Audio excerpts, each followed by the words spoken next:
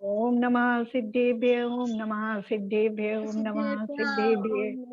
नमो अरिहंतानम नमो सिद्धानम नमो आयर्यानम नमो वज्रायानम नमो महेशानम ऐसो पंच नमो यारो सप्पा वप्पनाश्नो मंगलालम च सवे सिंह परमं हवै मंगलम।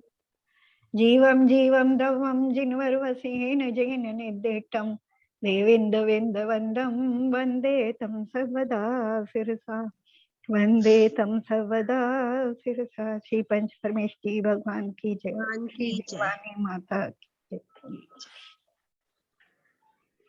आचार्य नेमिचम का वृद्रव्य संग्रह ग्रंथ का स्वाध्याय कर रहे हैं। जीव अजीव द्रव्यों का वर्णन चल रहा है। तो हमने पहले जीव द्रव्य के बारे में पूरा पढ़ा, फिर अजीव द्रव्यों का वर्णन आचार्य ने किया। 23 नंबर गाथा अपनी चल रही थी, 24 नंबर चल रही थी। 23 नंबर गाथा में द्रव्यों को बता करके वहां उसका उपसंहार किया है और ये बताया है कि अब 5 अस्थिकाय का वर्णन करने वाले हैं। 23 नंबर गाथा एक बार देख लेते हैं, फिर 24 पे चलते हैं, है ना। ये केवल उपसंहार है, इसमें और कुछ नहीं है समझने का। एवं चेयमिदं जीवा जीवपवेद दोदवम उत्तम काल विजुत्तम नादवा पंचत्थिकायादु। क्या कह रहे हैं? एवं इस प्रकार से, यानी जो पहले वर्णन कर आए हैं जीव और अजीव प्रभेदतः, है ना। अजीव के साथ भेद लगा लेंगे, जीव तो एक और अजीव भेदों वाला, यानी 5 भेदों वाला। ऐसे षड भेदम 6 भेदों वाले द्रव्यम उत्तम, है ना। द्रव्य कहे गए हैं, द्रव्यों को कहा गया है। द्रव्यम उत्तम, द्रव्यों को कहा गया है। यानी इस प्रकार से जो हम पूरा वर्णन पढ़ करके आए हैं उसमें एक जीव द्रव्य का और 5 जो अजीव द्रव्य मिलाकर के 5 द्रव्य हैं वो अजीव हैं, उन 6 द्रव्यों का वर्णन किया गया। अब कह रहे हैं काल वियुक्तम, काल को छोड़ करके नादव्वा जानना चाहिए पंच अत्थिकाया, 5 को अस्थिकाय जानना चाहिए। इन 6 द्रव्यों में से अब एक काल द्रव्य को हम छोड़ दें, बाकी जो 5 द्रव्य हैं वो अस्थिकाय हैं, है ना। उनका स्वरूप अस्थिकाय रूप है। अब इसी को, वो अस्थिकाय कैसे हैं, इसको 24 नंबर गाथा में आचार्य बता रहे हैं। संति जदो तेने दे अतिथि बनंती जिनवरा जम्मा काया एव बहुदेशा तम्मा काया अस्थिकाय। ये गाथा हम पढ़ रहे थे उस दिन। संति, संति मतलब है, जदो मने यतः क्योंकि, है ना, क्योंकि है क्या। तेण एदे, एदे मने ये है, ये क्योंकि ये है। तेन इस कारण से, अथि अस्ति इति ऐसा, भनंती कहते हैं जिनवरा, जिनेन्द्र देव, है ना। कौन, ये किसके लिए कहा? 6 द्रव्यों के लिए, है ना। जो 6 द्रव्य हम पढ़ के आए हैं, ये 6 द्रव्य, क्योंकि जदो यानी यतः क्योंकि, संस्कृत में यतः, प्राकृत में जदो, क्योंकि ये 6 द्रव्य, है ना। एदे मने ये 6 द्रव्य संति हैं, इसलिए, है ना। तेन इस कारण से या इसलिए, जिनेन्द्र देव उनको अस्ति ऐसा कहते हैं। जो वस्तु है यानी जो शाश्वत है, कल भी थी आज भी है और कल भी रहने वाली है, ऐसी वस्तु को अस्ति, अस्ति मने भी है होता है, लेकिन यहाँ क्या है, संति बहुवचन के लिए आता है और अस्ति एक वचन के लिए आता है। लेकिन यहाँ अस्ति शब्द जो आचार्य ने किया है, संति में तो कह दिया उन्होंने है, 6 द्रव्यों के लिए है शब्द लगा दिया कि ये 6 द्रव्य हैं, इसलिए जिनेन्द्र इन्हें अस्ति कहते हैं, इनके लिए अस्ति शब्द कहते हैं। अस्ति का मतलब है कि उनका जो अस्तित्व है वो शाश्वत है, कभी नष्ट नहीं होता, उसके लिए यहाँ उन्होंने, आचार्य ने अस्ति शब्द लिया है। ठीक है, अब आगे चलते हैं। जम्मा काया इव बहुदेशा, है ना। तम्मा, जम्मा मने जैसे या जिस कारण से, और तम्मा मैंने इसलिए, है ना। जैसे और तैसे जैसे हम लगाते हैं तो ऐसे शब्द है। तो जम्मा जैसे, काया इव काया के समान, यानी काया शरीर के समान, बहुदेशा, बहुदेशा बहुत प्रदेशों वाला, तम्मा काया इसलिए काय स्वरूप है। यानी जो अस्थि, पहले अस्थिकाय शब्द को आचार्य ने 2 तरह से उसको भाग करके और फिर उसकी परिभाषा की है कि अस्थि क्यों कह रहे हैं, जो है ना, जो है शाश्वत है उसके लिए अस्थि शब्द यूज कर रहे हैं। और जो द्रव्य बहुप्रदेश वाले हैं, कैसे, काया के समान, है ना, जैसे काया के समान बहुत प्रदेश वाले हैं, इसलिए काया, इसलिए उन्हें काय शब्द से जिनेंद्रदेव ने बताया है ना। और अस्थि काया, इस तरह अस्थि और मिलाकर के काय मिलाकर के अस्थि काय है, यानी जो द्रव्य अस्थि स्वरूप भी हैं और काय स्वरूप भी हैं, वो द्रव्य अस्थि काय है। ठीक है, बस इतना इसका अर्थ है। ठीक है, इसका अर्थ देख लेते हैं और व्याख्या देख लेते हैं। पूर्वोक्त जीव, पुद्गल, धर्म, अधर्म तथा आकाश, ये पांचों द्रव्य विद्यमान है ना, विद्यमान है और शाश्वत भी है, इसलिए जिनेश्वर इनको अस्थि ऐसा कहते हैं। और ये काय के समान बहुप्रदेशों को धारण करते हैं, इसलिए इनको काय कहते हैं। और अस्थि तथा काय दोनों को मिलाने से पांचों अस्थि काय होते हैं, है ना। क्योंकि काल को पहली गाथा में कहा है कि कालम विजुत्तम, काल को छोड़ करके, अब पांचों की इसमें बात करने हैं। तो जो पांचों अस्थिकाय हैं, तो ये जो पांचों द्रव्य हैं ये अस्थि स्वरूप है और बहुप्रदेश वाले हैं शरीर के समान, इसलिए इनको अस्थिकाय कहते हैं। ठीक है, तो आगे चलते हैं। संति जदो तेने दे अति बनंती जिनवरा, जीव से आदि लेके आकाश पर्यंत, यानी जीव, पुद्गल, धर्म और आकाश। काल सबसे आत्म में आता है तो काल को छोड़ दिया है ना। आकाश पर्यंत ये पूर्वोक्त पांच द्रव्य विद्यमान हैं, इसलिए सर्वज्ञ देव इनको अस्थि ऐसा कहते हैं।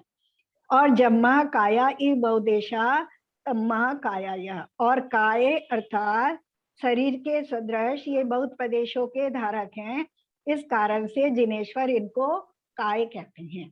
अस्थि काया पूर्वोक्त प्रकार से अस्तित्व से युक्त ये पांचों केवल अस्थि संज्ञा की ही नहीं है, तथा कायत्व से युक्त हो केवल काय संज्ञा के धारक ही नहीं है, किंतु अस्थि और काय इन दोनों को मिलाने से अस्थि काय संज्ञा के धारक होते हैं।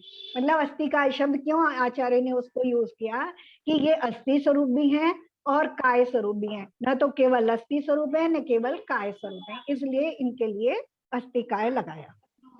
अब इन पांचों के संज्ञा, लक्षण तथा प्रयोजन आदि से यद्यपि परस्पर भेद है, तथापि अस्तित्व के साथ अभेद है, यह दर्शाते हैं, है ना। अब अस्तित्व को और डिटेल से बताते हैं कि हम कह रहे पांच द्रव्य हैं, जब हम उन्हें पांच कह रहे हैं तो हम उनमें भेद कर रहे हैं, है ना। पांच कह रहे हैं तो भेद हो रहा है ना, किस और पांच कैसे करेंगे, भेद करेंगे, सबके अलग अलग लक्षण होंगे। अगर हम परिवार कहेंगे तो एक, है ना, वहां परिवार में सब लोग आ जाएंगे। लेकिन जब हम कहेंगे परिवार में 4 सदस्य या 5 सदस्य हैं, तो हम जब 5 कह रहे हैं तो पांचों के क्या होंगे, अलग अलग नाम होंगे, है ना, संज्ञा, अलग अलग नाम संज्ञा, नाम को कहते हैं ना, किसी भी वस्तु के, व्यक्ति के नाम को संज्ञा कहते हैं। तो सबके अलग अलग नाम होंगे, सबके अपने अपने लक्षण होंगे अलग अलग, है ना, और सबके अपने अपने काम होंगे।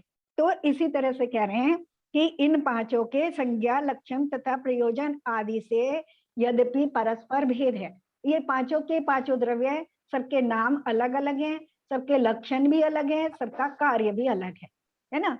तथापि तो भी, ऐसा होने पर भी अस्तित्व के साथ अभेद है, यह दर्शाते हैं। जब अस्तित्व की अपेक्षा से देखेंगे तो पांचों अस्थि रूप है ना, तो वहां कोई भेद नहीं है। जब हम अस्थि की अपेक्षा से उनको देख रहे हैं, एक अस्थि की अपेक्षा उनका ग्रुप देख रहे हैं, तो अस्थि की अपेक्षा से देखेंगे तो 6 के 6 द्रव्य अस्थि स्वरूप है ना, खाली अस्तित्व में देखे तो। लेकिन अभी यहाँ क्योंकि आचार्य 5 की बात कर रहे हैं, तो 5 को देख, उसके लिए उदाहरण दे रहे हैं। अब कैसे उदाहरण दे रहे हैं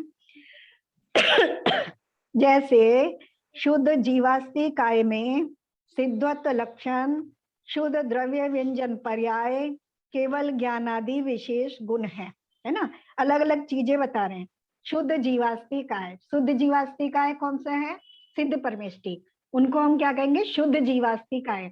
अब यहाँ अस्थि काय से करेंगे, सब द्रव्यों को अस्थि काय लगाकर बताएंगे, है ना। या हम शुद्ध जीव कहें, जब शुद्ध जीव कहेंगे तो सिद्ध भगवान की बात होगी। अस्थि काय कह रहे हैं तो यानी किसी अस्थि और काय की अपेक्षा से वर्णन चल रहा है। तो शुद्ध जीवास्थि काय में सिद्धत्व लक्षण, कैसा उनका लक्षण कि वो सिद्ध है, उनके सारे गुण शुद्ध होकर के उन्होंने सिद्ध पर्याय को प्राप्त कर लिया, ये उनका लक्षण है, ठीक है। और शुद्ध द्रव्य व्यंजन पर्याय, और उनकी जो पर्याय है सिद्ध पर्याय को प्राप्त कर लिया है तो उनकी पर्याय कैसी है, शुद्ध, उनकी व्यंजन पर्याय शुद्ध है।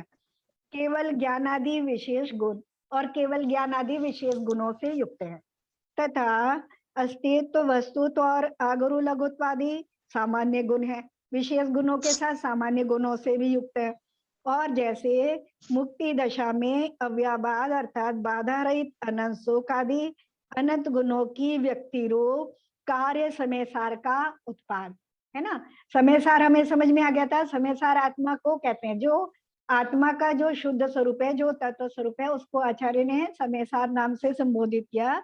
तो वो कैसे हैं, क्योंकि उनके जो विशेष गुण हैं और जो सामान्य गुण हैं वो सब व्यक्त हो गए हैं, प्रकट हो गए हैं, है ना। तो इसलिए वो उनकी कौन सी पर्याय उत्पन्न हो गई है, कार्य समय सार रूप पर्याय उत्पन्न हो गई है। कार्य समय सार का उत्पाद और राग आदि विभावों से शून्य परम स्वास्थ्य स्वरूप कारण समय सार का व्यय, है ना। और जो कारण रूप उनका समय सार था, कैसा था वो, राग आदि से युक्त होते हुए भी जो किसी अपेक्षा से शुद्ध था, जिसमें शुद्ध होने की योग्यता थी, ऐसा कारण समय सार रूप जो पर्याय है वो अब नहीं है, उसका व्यय हो गया है।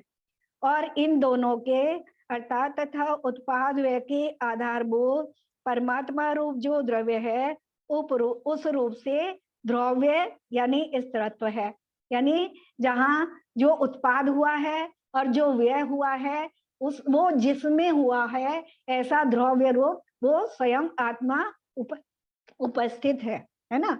इस प्रकार पूर्व कथित लक्षण युक्त गुण तथा पर्यायों से और उत्पाद व्यय द्रव्य के साथ मुक्त अवस्था में, कैसी है वो मुक्त अवस्था, कैसे सिद्धि किस चीज की कर रहे हैं, अस्तित्व की सिद्धि कर रहे हैं कि वो हैं, अभी भी हैं। क्योंकि कुछ मत ऐसा मानते हैं ना कि मुक्त होने के बाद जीव का अभाव हो जाता है, ऐसा मानते हैं। तो लेकिन यहाँ क्या कर रहे हैं, अस्तित्व की सिद्धि कर रहे हैं। और कैसे कर रहे हैं, क्योंकि हमने जीव का लक्षण, द्रव्य का लक्षण हमने क्या पढ़ा था, एक तो हमने पढ़ा था उत्पाद व्यय द्रव्य उत्तम सत, है ना। एक तो ये द्रव्य का लक्षण है, दूसरा पढ़ते हैं गुण और पर्यायों के समूह को द्रव्य कहते हैं। तो दोनों प्रकार से सिद्धि की कि वो अभी भी हैं, उनका अस्तित्व अभी भी है, समाप्त नहीं हो गया। उनके गुण और पर्यायों से उनकी सिद्धि कर रहे हैं और उनके उत्पाद वे और द्रव्य से उनकी सिद्धि कर रहे हैं, सिद्ध परमेष्टि को यानी शुद्ध जीवास्ति काय की सिद्धि कर रहे हैं, ठीक है। द्रव्य के साथ मुक्त अवस्था में संज्ञा लक्षण तथा प्रयोजन आदि का भेद होने पर भी, है ना, अब क्या है, बदल गई, संज्ञा बदल गई। यानी पहले क्या थे, संसारी जीव थे, अब क्या हो गए, सिद्ध जीव हो गए, शुद्ध जीव हो गए, है ना। और लक्षण क्या हो गया, सारे द्रव्य गुण और पर्याय सब शुद्ध हो गए, पहले अशुद्ध थे, लक्षण अभी भी विद्यमान है ना। शुद्धता उन दोनों का लक्षण है, पहले कैसे था, मति ज्ञान शुद्ध ज्ञान इत्यादि ज्ञान थे, अभी केवल ज्ञान इत्यादि रूप अवस्था है।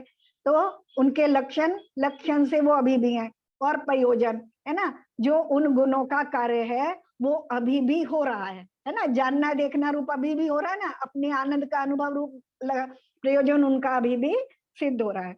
आदि का भेद होने पर भी सत्ता रूप से और प्रदेश रूप से किसी का किसी के साथ भेद नहीं है। सत्ता रूप से यानी सत्ता उनकी अभी भी है, पहले भी थी और अभी भी है। तो सत्ता रूप से कैसे हैं, अभेद है, अस्तित्व रूप से।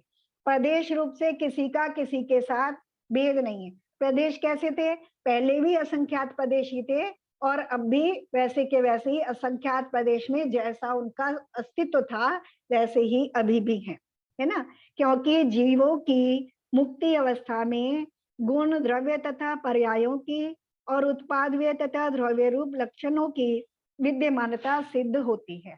तो इससे क्या हुआ कि वो उनकी विद्यमानता यानी वो हैं, ये सिद्धि हो रही है। किस चीज से हो रही है?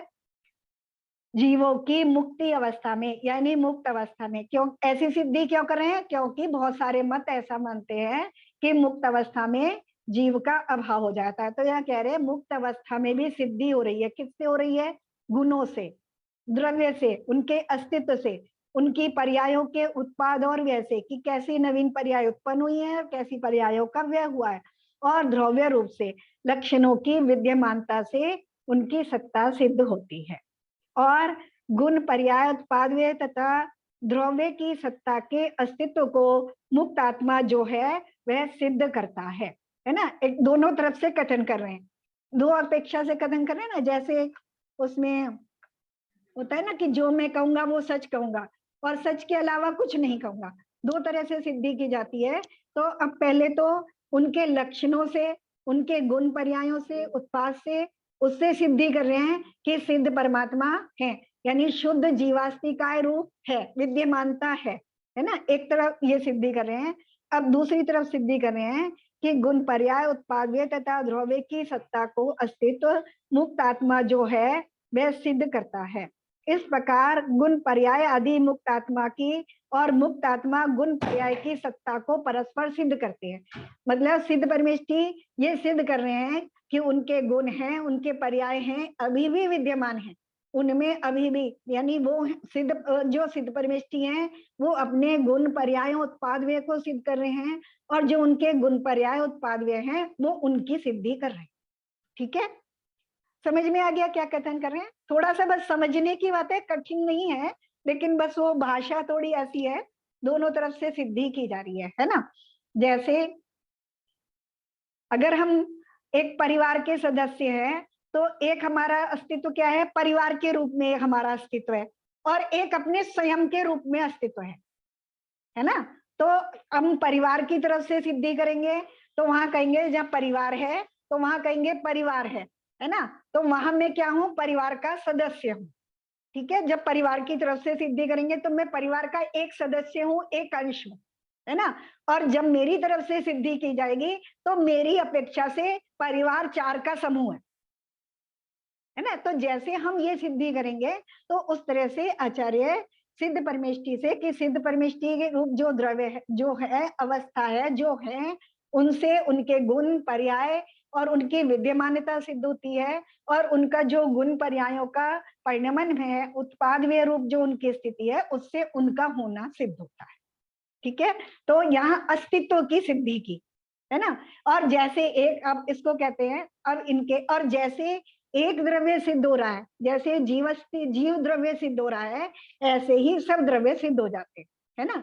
जैसे परिवार से हम एक की सिद्धि हो रही है ना। और जब हम परिवार की बात कर रहे हैं तो एकमात्र में अकेला परिवार नहीं हूं, तो बाकी की भी सिद्धि हो गई, है ना, कि और भी सदस्य ऐसे ही हैं, जैसा मैं हूं वैसे ही वो उस परिवार के अंश हैं। वो अपने गुणों, लक्षणों इत्यादि से अलग अलग है। जब हमारी अलग अलग, प्रत्येक की अलग अलग सिद्धि करेंगे तब वो अलग हो जाएंगे, लेकिन जब अभेद रूप से देखेंगे तो सब एक है ना। जहाँ अस्तित्व की अपेक्षा से, तो यहाँ अस्तित्व को आचार्य ने अभेद रूप से लिया है और उसकी अभेदता से सिद्धि की है। तो जहाँ एक की सिद्धि हुई वहां सबके सब द्रव्यों की जो अस्थि रूप से हैं, गुण, पर्यायों सहित है, उत्पाद व द्रव्य सहित है, उन सबकी सिद्धि हो गई।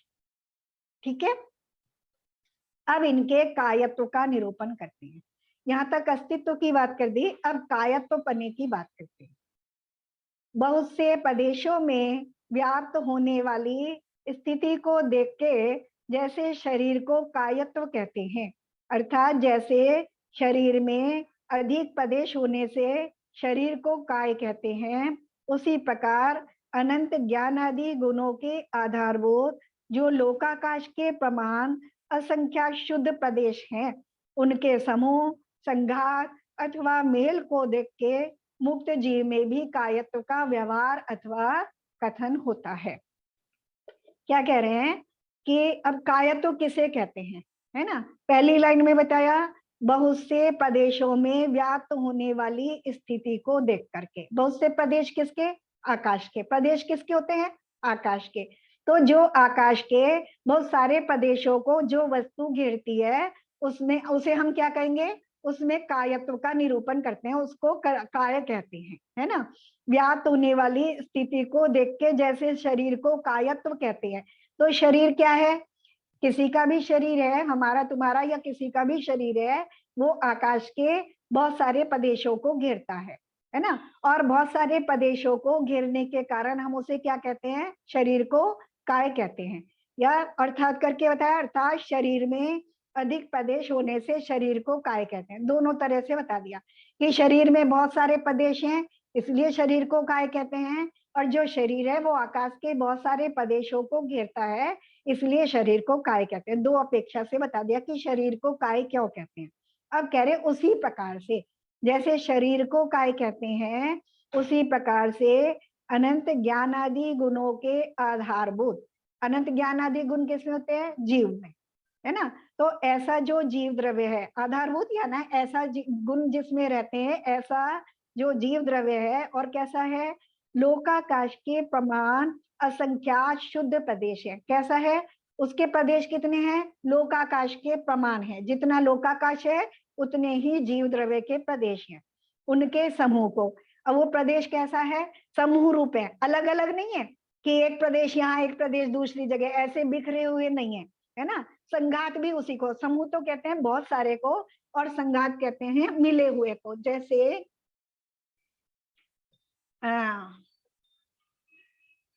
मान लो गेहूं का ढेर है ना, गेहूं का ढेर है तो उसे हम क्या कहेंगे, समूह, गेहूं का समूह कह सकते हैं। या बहुत सारे पेड़ लगे हैं तो पेड़ों का समूह कह सकते हैं, लेकिन वो अलग अलग है ना। अलग अलग होने से वो समूह, मतलब बहुत सारे होने से हम उसे समूह कह रहे हैं, अलग अलग होते हुए भी उनकी संख्या बहुत होने से समूह कह रहे हैं। लेकिन जो चीज मिली हुई हो, है ना, एकदम एक दूसरे से मिला है, बिल्कुल अलग नहीं है, उसको संघात कहते हैं। जैसे किस चीज को ले, जैसे हम अब प्रैक्टिकल में पुद्गल में उदाहरण नहीं दिया जा सकता ना, पुद्गल के में तो सबके प्रदेश अलग अलग ही होते हैं, है ना। एक समूह बना, मान लो जैसे शरीर है ना, अभी तो पूरा मिला हुआ है, इसके जितने परमाणु हैं, अब उसको काट के अलग करें तो अलग हो जाएंगे, लेकिन मिला हुआ भी है ना, परमाणुओं का समूह भी है और संघात रूप भी है ना। शरीर में दो चीजें हैं, संघात भी, एक संघात होता है नाम कर्म की प्रकृति में, तो जैसे मिले हुए हैं, यानी एक प्रदेश को यहाँ तो अलग किया जा सकता है, उदाहरण के लिए मैंने मात्र लिया, लेकिन आत्मा के एक प्रदेश को, एक भी प्रदेश को अलग नहीं किया जा सकता, तो इस अपेक्षा से संघात, ठीक है। समूह है इसलिए कह रहे हैं कि बहुत सारे प्रदेश हैं इसलिए समूह रूप है, और एक भी प्रदेश को अलग नहीं किया जा सकता इसलिए संघात रूप है। अथवा मेल को देख करके या मिलाप को या बहुत सारी चीजों को मिला हुआ देख करके भी मुक्त जीव में भी कायत्व का व्यवहार अथवा कथन होता है।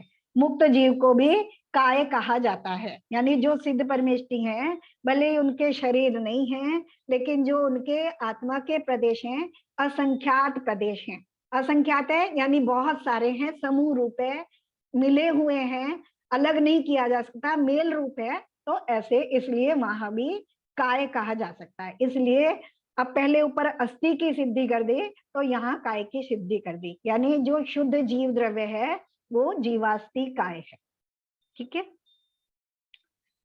अब कह रहे हैं जैसे शुद्ध गुण पर्यायों से तथा उत्पादव्य और द्रव्य लक्षण से सहित रहने वाले मुक्त आत्मा के निश्चय रहने से सत्ता रूप से अभेद दर्शाया गया है, ऐसे ही संसारी जीवों में तथा पुद्गल धर्म अधर्म आकाश और काल द्रव्यों में भी यथासंभव परस्पर अभेद देख लेना चाहिए, और काल द्रव्य को छोड़ करके अन्य सब कायत्व रूप से अभेद हैं, इस प्रकार सूत्र का अर्थ है ना। अब पहले जीव के माध्यम से सिद्धि कर दी, कौन से जीव के माध्यम से, शुद्ध जीव के माध्यम से, कि शुद्ध जीव कैसा है, अस्थि स्वरूप है, अस्थि कैसे है और काय कैसे, और कायत्व स्वरूप है, तो वो अस्थि कायत है ना। अब कह रहे हैं उसी प्रकार से जैसे वहां ऊपर सिद्धि की, पहले ऐसे सब में लगा लो, कैसे किस किस में क्या लगाना है, जैसे शुद्ध गुण पर्यायों से और उत्पादव्य और द्रव्य लक्षण से सहित रहने वाले मुक्त आत्मा के निश्चय नय से सत्ता रूप से अभेद दिखाया गया है, यानी वो सत्ता रूप से अभेद रूप से हैं, यानी कोई भेद नहीं है। उसी प्रकार से संसारी जीवों में, किसमें लगाना है? संसारी जीवों में। बुद्धगल, धर्म, अधर्म और आकाश काल द्रव्यों में भी यथासंभव परस्पर अभेद देख लेना, यानी गुण और पर्यायों से भेद नहीं है, है ना। द्रव्य का गुण और पर्यायों से भेदपना नहीं है, उनके उत्पादव्य और द्रव्यपने से उनका भेद नहीं है, यानी वो अभेद है हर काल में, और इसलिए सत्ता रूप है, इसलिए अस्तित्व रूप है। सब में लगाया तो काल द्रव्य को भी लिया अस्थि बताने में, और काल द्रव्य को छोड़ के अन्य सब कायत्व रूप से अभेद है ना। तो कायत्व रूप से पांचों द्रव्य, पांचों में कायपना है, यानी पांचों बहुप्रदेशी हैं। इस प्रकार सूत्र का अर्थ है, ऐसा इस गाथा का अर्थ है। अब कायत्व के व्याख्यान में जो पहले प्रदेशों का अस्तित्व सूचन किया है, उसका विशेष व्याख्यान करते हैं। यह तो अग्रिम गाथा की एक भूमिका है, और किस द्रव्य के कितने प्रदेश हैं, यह दूसरी भूमिका प्रतिपादन करती है ना। अब इसका विशेष बात करते हैं, और ये भी बताते हैं कि प्रदेशों की जो बात की है, तो सब द्रव्यों के अलग अलग कितने कितने प्रदेश हैं, ये भी बताते हैं। चले, थोड़ा कठिन लग रहा है क्या?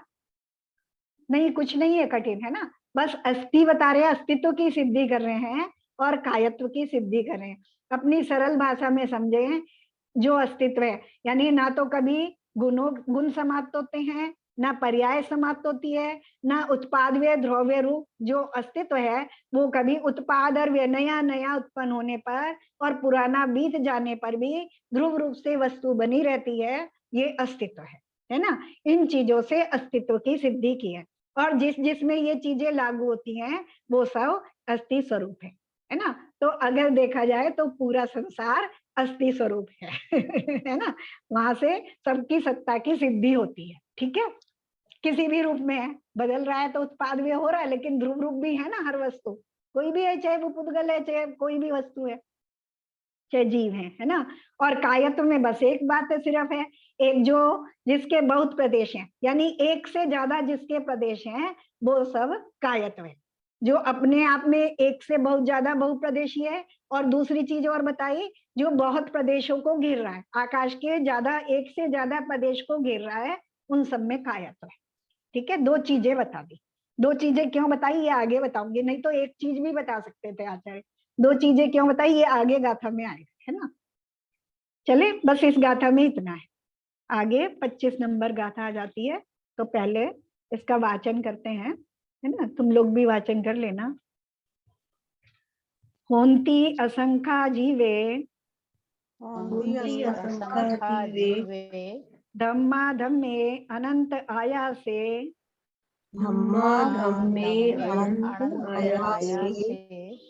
मुत्ते तिविह पदेशा, कालस्य से गो, न तेन सो काओ, है ना। पढ़ते बन रहा है आराम से। होंती असंख्या जीवे, धम्मा धम्मे अनंत आयासे,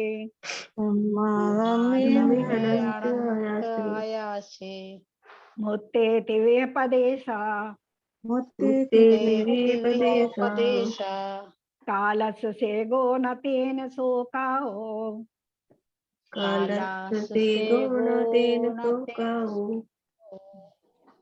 अर्थ देखते हैं। होंती होते हैं, है ना। होंती होते हैं, सीधा सीधा। असंख्या असंख्यात, जीवे जीव में असंख्यात होते हैं। धम्मा धम्मे, धर्म और अधर्म, है ना। और बीच में से अलग कर लेंगे तो धम्मा अधम, धम्म अधम में, है ना। तो धर्म में और अधर्म में कितने होते हैं? असंख्या, क्योंकि उसकी बात नहीं करी आगे। तो जीव धर्म अधर्म में असंख्यात होते हैं। किसकी बात कर रहे हैं? प्रदेशों की, वो आगे नीचे आ रहा शब्द, है ना। तो अभी आ गया हमारा होंती होते हैं, असंख्या मने असंख्यात, जीवे जीव में, धम्मा धर्म में, अधम में अधर्म में, है ना। और अनंत, अब कह रहे हैं अनंत, असंख्यात के बाद अनंत आ गया, अनंत आया से, आकाश में, आया से मतलब आकाश में, है ना। मात्रा जो होती है सप्तमी विभक्ति है, उसका मतलब में और पर होता है, तो में, आकाश में। मुत्ते, मुत्ते मूर्तिक, है ना। मूर्तिक क्या है, उद्गल द्रव्य, मूर्तिक से समझ जाएंगे हम। मूर्तिक में, मुत्ते मूर्तिक में तीव्य, तीन प्रकार के, तीव्य त्रिविध, तीन प्रकार के, तीन भेदों वाले, पदेशा प्रदेश, प्रदेश होते हैं। कैसे, अब इसको पूरा लगाएंगे कि जीव धर्म और अधर्म में असंख्यात प्रदेश होते हैं। प्रदेश सबके साथ लगा लेंगे, जीव और अजीव, जीव धर्म अधर्म में असंख्यात प्रदेश होते हैं। आकाश में अनंत प्रदेश होते हैं। और मुत्ते यानी मूर्तिक यानी पुद्गल द्रव्य में तीन प्रकार के, तीन प्रकार के मतलब संख्यात, असंख्यात और अनंत, तीनों प्रकार के प्रदेश होते हैं। त्रिविध मतलब यहाँ है संख्यात, असंख्यात और अनंत, है ना, तीनों को लगा लेंगे, प्रदेशा। और कालस एगो, कालस काल में, एगो एक, है ना। काल में क्या है, एक ही प्रदेश होता है, न तेन सो काओ, तेन मने इस कारण से, है ना, इसलिए सो काओ न, उसने काया नहीं है। बाकी सब में बता दिए कितने कितने प्रदेश होते हैं। जीव धर्म और अधर्म में असंख्यात प्रदेश होते हैं, आनंद आकाश में अनंत प्रदेश होते हैं, उद्गल में संख्यात असंख्यात और अनंत प्रदेश होते हैं, और काल में एक ही प्रदेश होता है, इसलिए उसमें काय नहीं है, क्योंकि जो एक प्रदेश से अधिक जिसके प्रदेश हैं उसमें काय का आचार्य ने व्यवहार किया। शब्द समझ में आ गए ना, शब्द में कोई कठिन वाला शब्द नहीं, बस कालस एगो, काल में एक, एगो मतलब एक होता है, इसलिए सो काओ ना, उसमें काय नहीं है।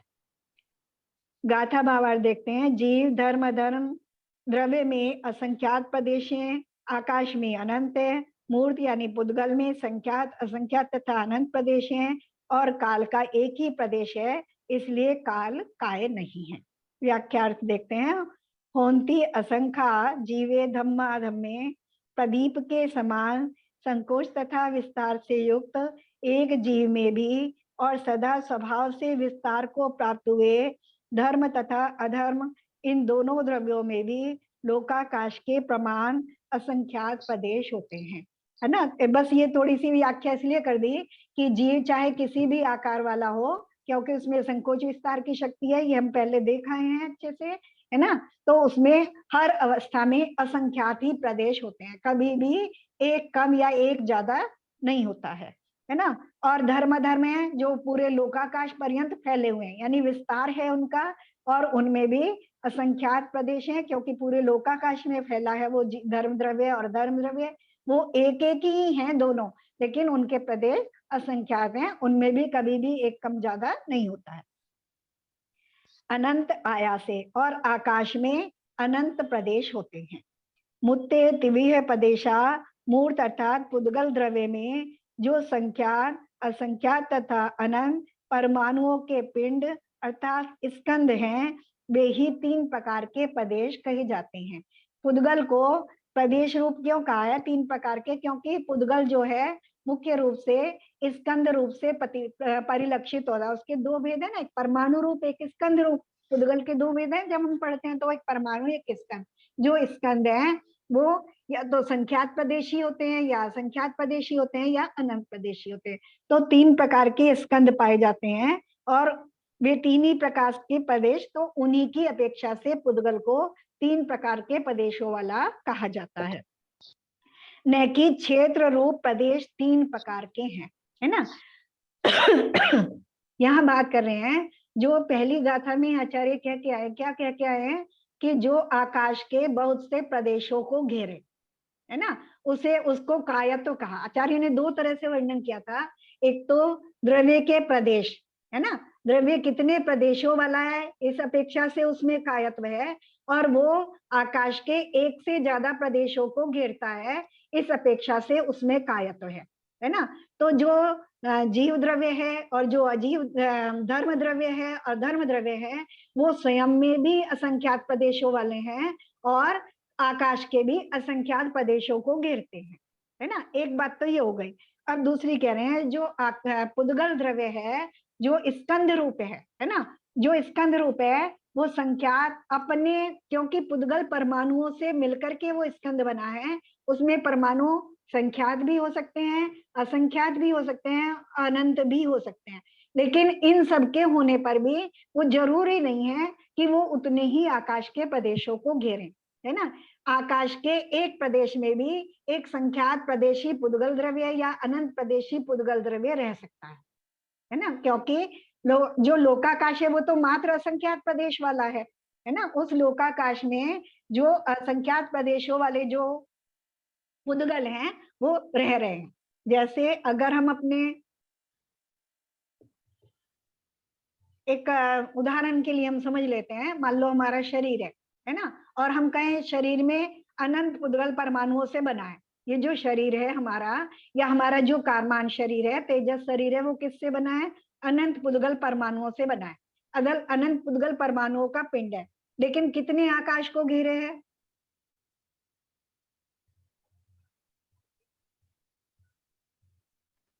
जितने परमाणु है उतने ही वो आकाश को नहीं, घेरे। नहीं, अनंत परमाणुओं असंख्यात। से बना है तो भी अनंत आकाश के अनंत प्रदेशों को नहीं घेरे, क्योंकि लोकाकाश में तो केवल कितने प्रदेश हैं? असंख्यात। असंख्यात है ना। तो असंख्यात के भी असंख्यात वे भाग को घेरे हैं, अच्छा, है ना। आकाश के असंख्यात है। असंख्यात लोकाकाश के कितने लोकाकाश के अंदर ही है ना सब जी, बाहर तो कोई है ही नहीं। हाँ। तो आकाश के अनंत प्रदेशों को नहीं घेरे जो हमारा शरीर है, और हम स्वयं कैसे हैं? असंख्यात प्रदेशी हैं। असंख्यात प्रदेश तो हमारे जीव के हो गए, फिर असंख्यात प्रदेश कारमान शरीर के हो गए, या अनंत प्रदेश कारमान शरीर के हो गए, अनंत प्रदेश ये औदारिक शरीर के हो गए, है ना। उनका ये पिंड है, लेकिन घेरे कितने हुए? लोकाकाश के एक असंख्यातवें भाग को घेरे हुए, है ना। तो असंख्यातवें भाग के लोक आकाश के असंख्यातवें भाग में से भी उसके असंख्यातवें भाग को घेरे, ठीक है। तो इसलिए केवल वो परिभाषा नहीं, मतलब उसके अपने प्रदेशों से हम उसको, क्योंकि वो असंख्यात परमाणुओं से मिलकर के वो स्कंद बना है, इसलिए उसको कायत्व है, ठीक है। वे ही तीन क्षेत्र रूप प्रदेश, तीन प्रकार के, न कि क्षेत्र रूप प्रदेश, यानी क्षेत्र रूप से नहीं घेरे हुए हैं वो, है ना। क्योंकि पुद्गल के अनंत प्रदेश क्षेत्र में स्थिति का अभाव है ना। ये क्या कह रहे हैं कि जो पुद्गल, यहाँ हमने सिद्ध किया ना, जो पुद्गल के अनंत प्रदेशों से, मान लो हमारा शरीर अनंत पुद्गल परमाणुओं का पिंड है, लेकिन वो आकाश के अनंत प्रदेशों में फैला हुआ नहीं है। अगर अनंत प्रदेशों में फैला होगा तो उसे लोकाकाश के बाहर तक फैलना पड़ेगा, है ना, लेकिन ऐसा नहीं। कालस एगो, काल द्रव्य का एक ही प्रदेश है, ठीक है। न तेन सो काओ, इसी हेतु से, अर्थात एक प्रदेशी होने से वह काल द्रव्य काय नहीं है। वो एक ही प्रदेश, अपना उसका एक ही प्रदेश है, और आकाश के भी मात्र एक ही प्रदेश को घेरता है ना, दूसरे प्रदेश को नहीं घेरता, एक प्रदेशी होने पर भी। अब काल के एक प्रदेशी होने में युक्ति कहते हैं। अब काल एक प्रदेशी है, इसको सिद्ध करते हैं, है ना। काल को एक प्रदेशी आचार्य ने कह तो दिया कि, लेकिन अब उसको सिद्ध भी कर रहे हैं, है ना। जैसे अंतिम शरीर से किंचित न्यून प्रमाण के धारा सिद्धत्व पर्याय का उपादान कारणभूत जो शुद्ध आत्मा द्रव्य है, वह सिद्धत्व पर्याय के प्रमाण ही है ना। कैसे सिद्धि कर रहे हैं? सिद्ध पर्याय से, सिद्ध परमेष्टि से सिद्धि कर रहे हैं। कैसे कह रहे हैं? अंतिम शरीर से किंचित न्यून प्रमाण के धारक, जो अंतिम कहते हैं ना, जो सिद्ध परमेष्टि का जो आकार है, वो उनके जो पहला जो उनका शरीर था उससे कुछ कम होता है उनका आकार, है ना, उसी प्रकार का सेम होता है। तो यहाँ उसी को बता रहे हैं कि अंतिम शरीर से किंचित न्यून प्रमाण के धारक सिद्धत्व पर्याय का उपादान कारणभूत, कैसे वो हुई है, वो पर्याय कैसे उत्पन्न हुई है? जो उसका कारण क्या है? शुद्ध आत्मा द्रव्य, वे सिद्धत्व पर्याय के प्रमाण ही है। तो जैसी सिद्धत्व पर्याय उत्पन्न हुई है, नवीन उत्पन्न हुई है, उसी के आकार रूप है ना। जैसी पर्याय उत्पन्न हुई है उसी के आकार रूप है। अथवा जैसे मनुष्य देवादि पर्यायों का उपादान कारणभूत जो संसारी जीव द्रव्य है, वे उस मनुष्य देवादि पर्यायों के प्रमाण ही है। है ना। अब जैसे हम जो संसारी जीव हैं, चाहे वो देव हैं, चाहे मनुष्य है, या चींटी है, या हाथी है ना, कोई भी जीव द्रव्य है, संसारी जीव द्रव्य, वो कैसे है, वो जैसी उसकी पर्याय है उसके प्रमाण ही है ना। उसका आकार उतना ही, आत्मा का आकार भी उतना ही है जितना उसके शरीर का आकार है। उसी प्रकार काल द्रव्य भी समय रूप जो काल का पर्याय है ना। अब हमने क्या कहा था, जो एक समय है वो काल की पर्याय है। यह पर्याय से सिद्धि कर रहे हैं, जैसे जीव की पर्याय से जीव के आकार की सिद्धि हुई, है ना।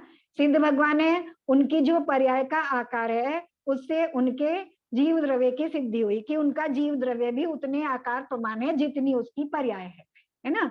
और संसारी जीव से सिद्धि कर रहे हैं, जो संसारी जीव है उनकी जो पर्याय है, कोई सी भी पर्याय हो, देव हो, मनुष्य हो, तिर्यंच हो, जैसी भी उनकी पर्याय है, उस आकार रूपी उसका जो आकार बनाया है उतना ही जीव द्रव्य का आकार है। ठीक है। उसी प्रकार से काल द्रव्य भी समय रूप जो काल का पर्याय है उसका विभाग से उपादान कारण है। अब काल द्रव्य की जो पर्याय है वो कैसी है, समय रूप, एक समय, है ना। एक समय रूप जो पर्याय है वो उसी के माध्यम से हम उसके आकार का भी, जैसे हमने इन पर्यायों से इन द्रव्यों के आकार का निश्चय किया, है ना, उसी प्रकार से जो समय रूप, एक समय रूप जो पर्याय है उसी वो उसका उपादान कारण क्या है, वो काल द्रव्य ही, उसी आकार वाला वो काल द्रव्य उसका कारण है। तथा अविभाग से, विभाग से उपादान कारण है, विभाग से कह रहे हैं क्योंकि एक जो समय है वो हमने कैसे कहा था कि एक प्रदेश से दूसरे प्रदेश में जाने के कारण उसमें हम ये मानते हैं कि एक प्रदेश से दूसरे प्रदेश में गया तो विभाग हो गया, है ना। एक प्रदेश से दूसरे प्रदेश में जाना क्या हो गया, अभेद पना नहीं है, विभाग पना हो गया। उससे हमने समय को बनाया कि वो समय है। एक प्रदेश से जब पुद्गल परमाणु दूसरे प्रदेश में गमन करता है तो उसमें गमन करने में जितना समय लगा वो एक समय है ना। तो उसी प्रकार अविभाग से एक प्रदेश ही होता है। अब उसमें कोई भेद ना करें क्योंकि समय कहाँ से उत्पन्न हुआ, एक प्रदेश से दूसरे प्रदेश में गमन करने से। और अगर हम एक प्रदेश से दूसरे प्रदेश में जो गमन करने से पर्याय उत्पन्न नहीं हुई और वो वही का वही स्थित है तो उसको कह रहे हैं, जैसे हमने बाकी चीजों को पर्याय से माप किया कि जैसे पर्याय है जीव द्रव्य से मापा, जैसी पर्याय है वैसा ही उसका आकार है, तो ऐसे ही काल द्रव्य का एक समय की पर्याय से, यानी वो कालानु का है एक प्रदेश से दूसरे प्रदेश में गमन करने में, तो एक प्रदेश जितना, जब उसमें हमने कोई भेद नहीं किया तो कालानु कितना हुआ, एक प्रदेश जितना हुआ। और तो क्या सिद्धि हो गई कि वो एक प्रदेश ही है। ठीक है। अथवा मंद गति से गमन करते हुए पुद्गल परमाणु के एक आकाश के प्रदेश पर्यंत ही काल द्रव्य गति का सहकारी कारण होता है। और एक और भी बता दिया, या तो निश्चय से बता दिया है ना, अब व्यवहार से भी बता रहे हैं कि जब वो निमित्त होता है तो निमित्त भी कैसे हो रहा है, हर प्रदेश पे अलग अलग कालानु जो है वो निमित्त हो रहा है, अलग अलग कालानु, क्योंकि एक पुद्गल परमाणु के एक आकाश के प्रदेश पर्यंत ही काल द्रव्य गति का सहकारी कारण होता है। गति करने में सहकारी कारण, एक प्रदेश में एक ही कालानु निमित्त हो रहा है, दूसरे प्रदेश में दूसरा कालानु निमित्त हो रहा है, तो उस अपेक्षा से इस कारण जाना जाता है कि वह काल द्रव्य भी एक ही प्रदेश का धारक है। ठीक है। उससे इससे क्या हो रहा है, इससे निश्चित हो रहा है कि जो काल द्रव्य है वो एक प्रदेश रूप ही है। बस यहीं तक पढ़ते हैं, इसी को एक अगली बार दोबारा से ले लेंगे, तो थोड़ा कठिन लग रहा होगा तो थोड़ा समझ में आ जाएगा, है ना। बस ये जो है ना, इससे क्या है, समझने के लिए है। अगर हमारी चीज कभी कोई विकल्प हमारे दिमाग में चले कि समझ में नहीं आ रहा ये कैसा हो रहा है, लेकिन मुख्य रूप से उपादेय भूत तो फिर अपना आत्म द्रव्य ही है ना, तो ये मात्र जानने और समझने के लिए है, तो जितना भी समझ में आ जाए, है ना, अगली बार फिर आगे ले लेंगे। और फिर आगे की गाथाओं में भी अभी काय को ही बताने वाले हैं, अगली गाथा में भी, तो अच्छे से स्पष्ट हो जाएगा, है ना।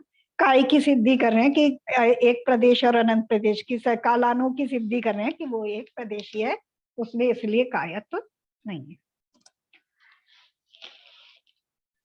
थोड़ा बहुत तो समझ में आया होगा, थोड़ा लग तो रहा है शब्दों से कठिन है ना, लंबे लंबे वाक्यों से और शब्दों से कठिन हो जा रहा है, लेकिन विषय कठिन नहीं है, क्योंकि हमने ये अच्छे से निर्णय कर लिया है कि जैसे जिनेंद्र देव ने जैसा द्रव्यों का स्वरूप देखा है वैसा ही बताया है और वैसा ही है ना। हम ऐसा मान रहे हैं ना कि जीव द्रव्य असंख्यात प्रदेशी ही है ना, ऐसा जिनेंद्र देव ने बताया। हमें दिख नहीं रहा है जीव द्रव्य, दिख रहा है क्या किसी को? नहीं दिख रहा है ना। आकाश और का धर्म अधर्म द्रव्य भी नहीं दिख रहे, आकाश भी मात्र स्पेस से ही हम मान ले रहे हैं, हमें तो अनंत आकाश नहीं दिख रहा है ना, अनंत आकाश तो हमारे ज्ञान का विषय नहीं है ना। लेकिन हम जैसा, क्योंकि जिनेंद्र देव अन्यथावादी नहीं होते हैं, वीतरागी हैं, उन्हें कोई राग या द्वेष नहीं है, और केवल ज्ञानी है, सर्वज्ञ हैं, तो जैसा उन्होंने देखा और जाना है वैसा ही वस्तुओं का स्वरूप है, ऐसा हमारा दृढ़ श्रद्धान है ना। बस हम समझ रहे हैं कि कैसे उसको वो सिद्ध करके हमारे तर्क में भी उसको बिठाना चाह रहे हैं कि केवल मात्र कल्पना नहीं है, इन चीजों से तुम उनकी सिद्धि कर सकते हो, है ना, तर्क से भी उन चीजों की सिद्धि कर सकते हो, इसलिए आचार्य उसको डिटेल में बता रहे। चलो जिनवानी स्तुति कर लें। जावानी के ज्ञान से सूझे लोकालोक, सोवानी मस्तक नमो सदा दे दो। हे जिनवानी भारती तोय जपू दिन रैन, जो तेरी शरणा गए सो पावे सुख चैन। देव भजो अरिंद को गुरु सेवा निर्गम, दया धर्म पालू सदा, यही मोक्ष का पन। जिनवानी माता की जय।